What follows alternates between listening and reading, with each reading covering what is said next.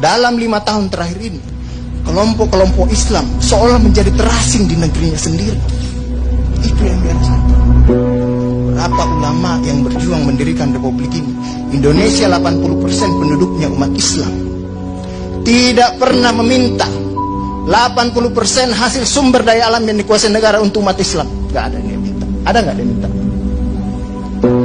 80% umat Islam penduduk Indonesia tidak pernah meminta 80% APBN untuk umat Islam.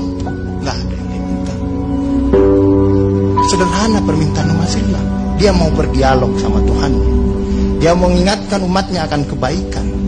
Yang tidak hanya mengajarkan doa makan dan doa minum, tapi juga cara memilih pemimpin. Itu kira-kira. Inilah ketegangan-ketegangan. Ketika agamanya dinistakan, kok susah sekali ini membawa ke proses itu. Muncullah demo berjilid-jilid, yang kemudian berujung ulamanya tidak bisa pulang. Belum lagi penghujung, kemudian ada agama yang diperhadapkan sebagai musuh besar Pancasila.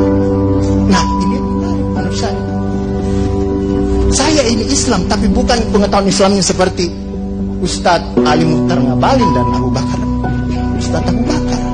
Tapi dengan segala awam saya terhadap Islam, ketika saya ditanya Pancasila itu di mana dalam kehidupan saya, maka saya akan mengatakan bahwa ketika saya lahir, orang tua saya itu membisikkan Pancasila di telinga saya. Cuma bahasanya bukan seperti yang tertulis dalam Undang-Undang Dasar. Dia membahasakan Allahu Akbar, Allahu Akbar, Asyhadu an la ilaha illallah, Asyhadu anna Muhammadar Rasulullah. Apa yang saya dengar di situ? Ketuhanan yang Maha Esa. Hayya 'alas shalah. Apa yang saya dengar di situ? Mari kita bersatu sama-sama. Karena kita akan mendirikan sholat. Dan Al-Ankabut mengatakan sholat itu mencegah kamu dari perbuatan keji dan munkar. Ada kemanusiaan yang adil dan beradab. Saya dengar di situ. Hayya 'alal falah. Mari sama-sama menuju kemenangan. Kemenangan yang bagaimana kita peroleh? Kerakyatan yang dipimpin oleh hikmat kebijaksanaan dalam permusyawaratan perwakilan. Kemenangan yang bagaimana? Keadilan sosial bagi seluruh rakyat Indonesia. Itulah kemenangan yang kita tuju. Kita kembali lagi takbir. Allahu Akbar, Allahu Akbar, la ilaha illallah. Kita ulang lagi. Dan Pancasila yang kita tiupkan itu 5 kali sehari, belum selesai di sini, selesai bunyi terus. Ya kan Ustaz kan? Belum selesai di daerah sini, selesai bunyi bertalu-talu terus. Seluruh dunia bertalu-talu. Inilah Islam. Yang kemudian sekarang dalam kelompok ini Ustaz Ali Mukhtar Ngabalin, saya banyak belajar dari beliau. Inilah yang kemudian sekarang, kenapa kami mau diperhadap-hadapkan? Kenapa kami ada yang menjalankan keyakinannya ketika dia celananya cingkrang, radikal, atau dia pakai cadar, dulu diperhadap-hadapkan. Saya Indonesia, saya Pancasila, ada dulu itu banyak sekali seperti itu. Kenapa kami seperti ini? Sekarang akhirnya sekarang semua orang disuruh pakai cadar.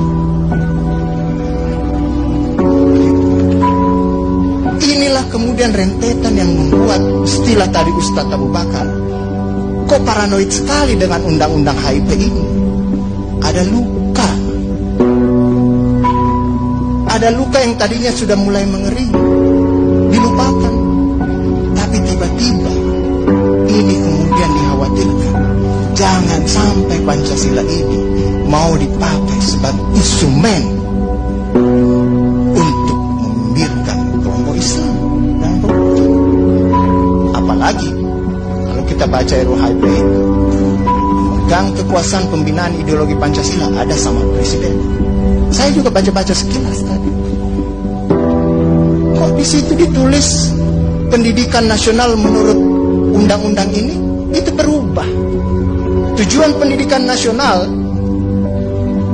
oleh Undang-Undang Dasar mengatakan bahwa beriman, bertakwa, berakhlak mulia. Di sini diciptakan pendidikan nasional itu bertujuan untuk menjadi tenaga ahli dan terampil. Ini kan dikasih jadi tukang ini bagi kapitalis kalau seperti itu berpikirnya. Nah, inilah yang kemudian yang dirasakan oleh kelompok-kelompok Islam dalam perspektif perjalanan konstitusional kita, bahwa ada yang tidak adil dilakukan oleh kekuasaan. Kelompok Islam selama ini tadi yang saya katakan tidak pernah meminta apa-apa. Paling jauh kelompok-kelompok Islam mungkin dapat honor dari negara. Itu pun tidak dipakai untuk foya, dikembalikan lagi untuk membantu negara, menghidupkan santri-santri, mencerdaskan kehidupan bangsa, menciptakan manusia-manusia yang beriman, bertakwa dan berakhlak mulia. Yang sebenarnya tugas pemerintah itu dikembalikan lagi seperti itu.